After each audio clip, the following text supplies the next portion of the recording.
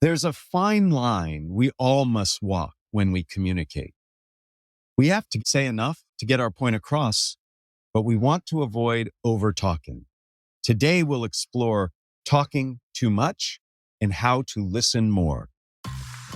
I'm Matt Abrahams, and I teach strategic communication at Stanford Graduate School of Business. Welcome to Think Fast, Talk Smart, the podcast. Today, I look forward to speaking, very concisely, mind you, with Dan Lyons. Dan is a journalist, author, and sometimes screenwriter. He wrote for Newsweek and Forbes and recently released his third book, STFU, The Power of Keeping Your Mouth Shut in an Endlessly Noisy World.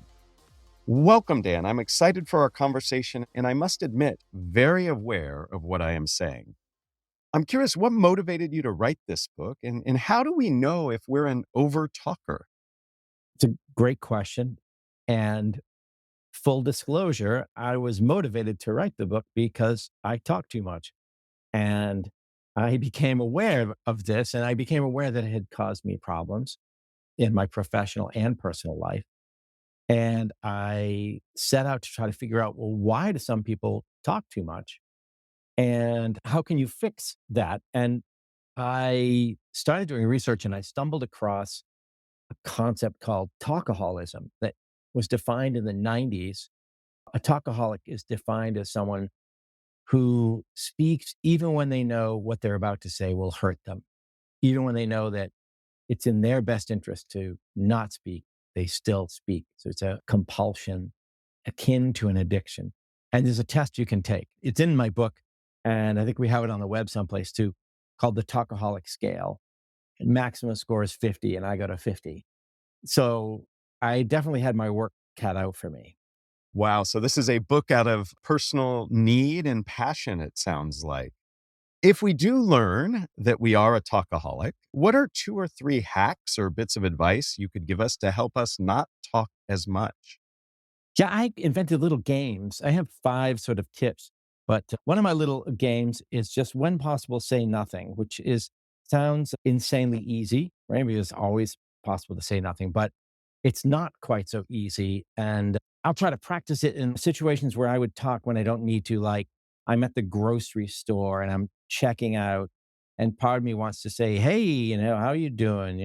How's your day going? Busy today, huh?" And then, "How long you work till?" Like all that kind of stuff.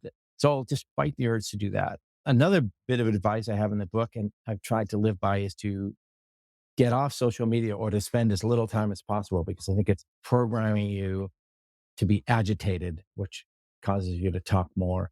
And another thing I've done that I really recommend is finding ways to add silence to your life. And for some people, that might be meditation. For me, it's been a practice called forest bathing, which I write about in the book. You get a guide and you go off into the forest and you sort of drink up this benefit of the trees. So those are a few things I've found that have helped me bring, some quiet to my life, which then helps me to talk less. So the key there is finding a way to, as you just said, bring quiet, and that then reduces, I guess, the urge to fill the space and to take up talk time. Yeah, because we have that natural urge to jump right in, where we're not typically not good listeners. And that's the other thing I've really practiced on. And one of my 5 points is learn to be an active listener. And so I will sometimes go into a conversation resolving beforehand to only ask questions, good questions, and then listen, and then not do the thing where you're speaking and I'm just waiting for you to finish so I can say my thing, but to really just have no agenda, to let you speak and ask, just respond to what you say, to mirror it back, or ask a question to help you continue where you were going. It's selflessness, which is more natural to some than others, I guess. But yeah, it's about putting the other person first. So not only do you put the other person first, but it sounds like you really double down on listening. And what I heard you say is, while not having an agenda while you're receiving the information from the other person, you actually go into these situations with some questions or ideas that you want to bring out of that conversation.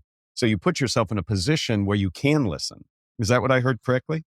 Yes, that's it. And then you want to resist the urge to have that list of 10 questions. I mean, this is more for when I'm doing an interview with someone, say. So I have a very definite agenda. I need to get something. But you have the thing where you have question one, question two, question three, and you ask question one, and the person sort of answers the question, but in the course of doing that, says something really interesting that if you were really listening, you'd go, "Oh, wait a minute, what's that?" And you'd let yourself digress rather than just going, "Okay, good answer. Let's go to question two." It's almost like improv. There's this idea, one way to learn to listen is to do this thing in improv they do called yes and, where it's all about listening. And whatever the other person says, you say yes and continue that. So you can't really go into that improv skit with a plan. The one key nugget I want to take away from what you said about listening is you're listening not just to respond. You're really listening to understand. And that's a mindset shift for me personally, and I think for many of us. And I really appreciate that. And I have to remind myself of that, that if I really want to connect with you, I have to listen to understand. I'm not just listening to get enough information so I can say my next piece. I want to ask a question that I'm very curious about as we've been talking. Is there a difference between over talking and verbose writing? Do those who talk too much tend to write too much too? And are there different bits of advice you would give depending on the venue of our verbosity? I don't know if you could say there's a direct correlation between everybody who's an overtalker is also an overwriter. However, I do think, boy, those two often, you do find them in the same person. And I think overwriting is just as bad as overtalking. It's been easier for me to deal with it. I can be pretty brutal when I edit my own stuff. I can go back and really cut it. But you're doing that after the fact. I've done some work talking with people in business, communicating in a professional setting. And I encountered a guy who would have a weekly one on one with his team and would just get on the call and talk for half an hour and maybe say, "Let me share my screen and let me show you some slides," and eat up the whole hour, and then time's up. And then when he wrote, he would write way too much. I started talking with him about it, and he said something I thought was really interesting, which is that I think I talk too much because when I'm with the people I manage, I need to prove to them that I'm smart. I deserve to be their boss, and don't worry, everybody. I've got it under control, and here's what we're doing. And when I'm in a meeting with my superiors, I feel like I have to earn my seat at the table and look at all the stuff I know and look at how much value I add, et cetera, et cetera. And I thought, well, yeah, so I guess it's driven by insecurity and it requires a certain amount of confidence to not indulge that way.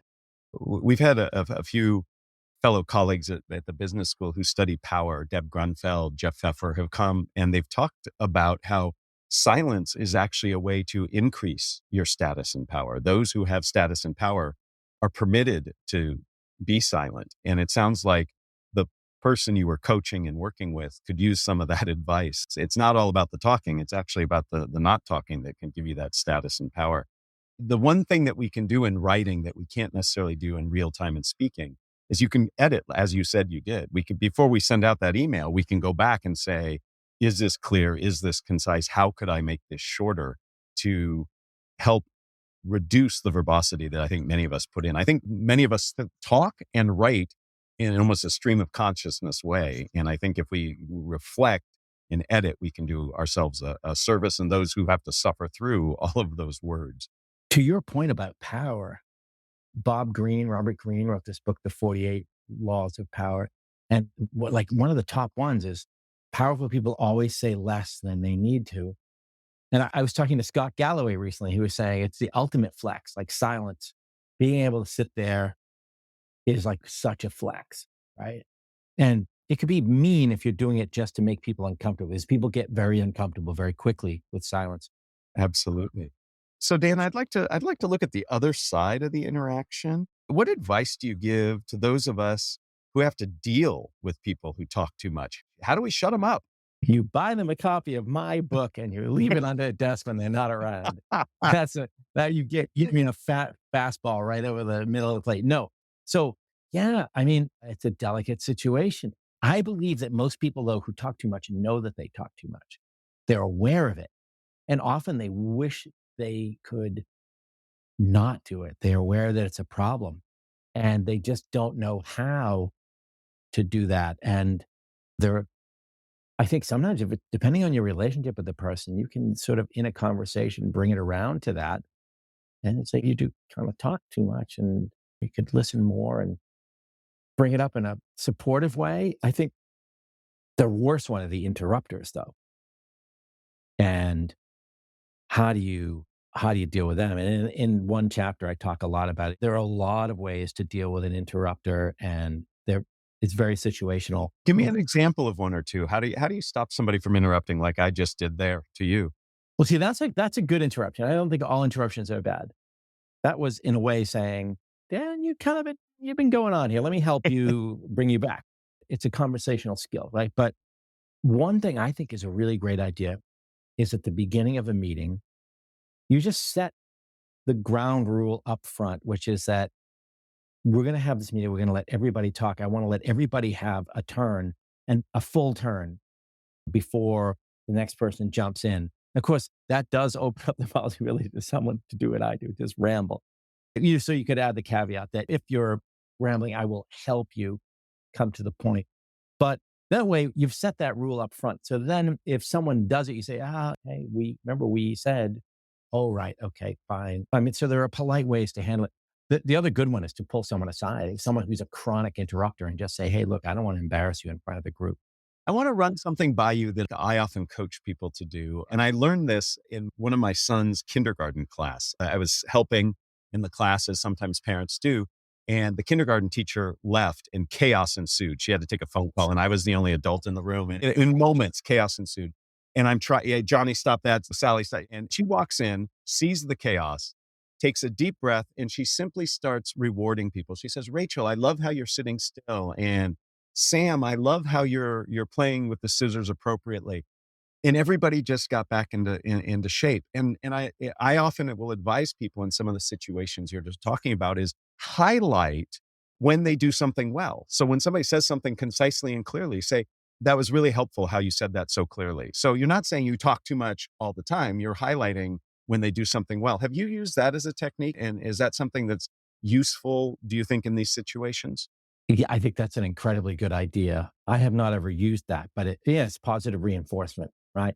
And I think it also sets the template or a model for everyone else to say, wow, that was amazing. You just made that point so concisely. And even look around, did everybody, you saw that, right? That was great. And then now that's just, let's all aspire to do that. In your book, you cite some fascinating evidence about the mental and physical benefits of being a good conversationalist. How do you define a good conversationalist? And what are some of those benefits that you write about? I'm so glad you mentioned that because I thought it was the most interesting thing in the book. And I thought it was the thing that everyone would be talking about in this book. And yet hardly anyone ever brings it up. But there's the story, the chapter about this psychologist named Matthias Mail, who was at University of Arizona. And I came across his work and it blew my mind. So he spent his entire career studying speech and its connection to emotional and physical well-being. His primary thesis being that speech is so integral to who we are that it must be connected to other things in our life. And so he did studies and found that people who have good conversations tend to be happier on average than other people. Then he did the same experiment or a similar experiment, but instead of measuring good conversations to self-reported scores on happiness, measured it to immune system and found that people who have good conversations also have healthier immune systems, which leads to his theory, which hasn't been proven yet, that you could then do things in reverse and say, if you have more good conversations, you can make yourself happier and healthier. And his thing is like, take two conversations and see me in the morning or something. You could prescribe conversations as medicine. Now, the great question you asked is, what is a good conversation? And at first, when he was telling me this, I thought, oh, this destroys my thesis because he's saying talking is great. Go talk a lot. And he said, well, no, because a great conversation is about listening. it probably involves you talking less, but asking good questions. And the one example he used to me was it's the difference between saying, "Hey, how are you?" and going, "No, how are you? I really want to know about this." So yeah, so good conversations about, and basically he calls it meaningful and substantive. So the conversation we're having is a good conversation. I don't know if you've ever been in a social situation where, for whatever reason, maybe nobody knows each other well, everybody, or there's people are too afraid to really get real about anything or be authentic. So the entire conversation remains very, very superficial. And afterwards, you almost feel like hungry, or like that was, it's a weird, bad feeling. It feels empty. Yeah, for sure. Yeah. For sure. I think that's fascinating that conversation can impact our health, and even just posing the hypothesis that using conversation to help yourself feel better and be healthier. I think that's wonderful. And clearly for people who do what we do, that's great. All of a sudden, there's a whole nother level of benefit good communication provides. So Dan, before we end, I'd like to ask you the same 3 questions I ask everyone who joins me. Are you ready for that? I am ready and ready to go. All right, here we go. If you were to capture the best communication advice you ever received as a 5 to 7 word presentation slide title, what would it be? Can I only use 4? Because I would say talk less, say more. Perfect. And as somebody who talks about talking less, I think it's very appropriate to have fewer.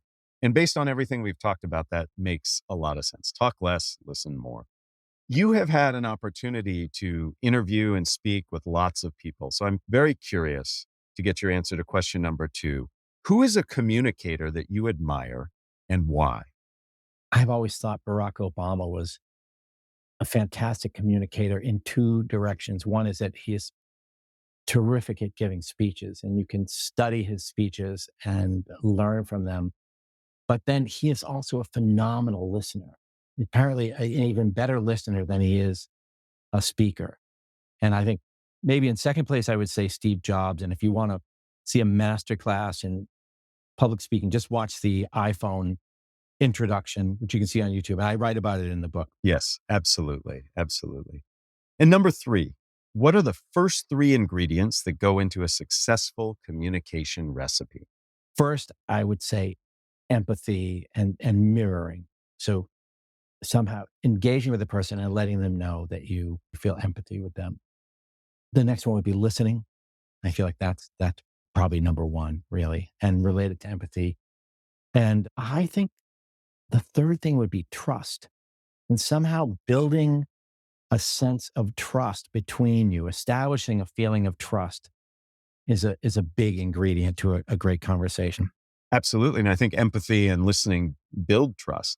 Could you explain for a moment a little bit more what you mean by mirroring? That might be a new concept for some of our listeners. So there's this FBI technique of getting people to talk by literally saying whatever the last 3 or 5 words they said back, and then starting with that. But mirroring, I mean, basically someone says something and it's different than I went to Hawaii, and look, I went to Hawaii too. It's that someone says, "Boy, I really had a rough day. Oh my God, like my wife had a very rough day. It's the end of semester." And I found that all I had to say was, "Wow, you had a really rough day. Wow." And she'd tell me, this guy, I was like, "Wow, wow, I can tell you're really upset." Just observing, right? Being a mirror, right? Just observing. And of course, that builds trust and it builds empathy, because then she goes, "Yeah, you get it. Like, you understand." I'm like, "Yes, I do." So it's really reflecting back what you're hearing. And I actually taught 9th grade for 2 years, many, many years ago. So you can tell your wife that I have complete empathy for what she's going through at the end of the semester. It is insane. And so I am glad she has you to be her mirror and to empathize with her. Dan, thank you so much. I appreciate all of your insights and tips and guidance that can really help us to have better conversations, to listen more, and for those of us who need it, to talk less. I wish you all the best with your new book, STFU, The Power of Keeping Your Mouth Shut in an Endlessly Noisy World. Thank you again. Oh, thank you, Matt. Thanks for joining us for another episode of Think Fast, Talk Smart, the podcast. from Stanford Graduate School of Business. This episode was produced by Jenny Luna, Ryan Campos, and me, Matt Abrahams. Our music was provided by Floyd Wonder.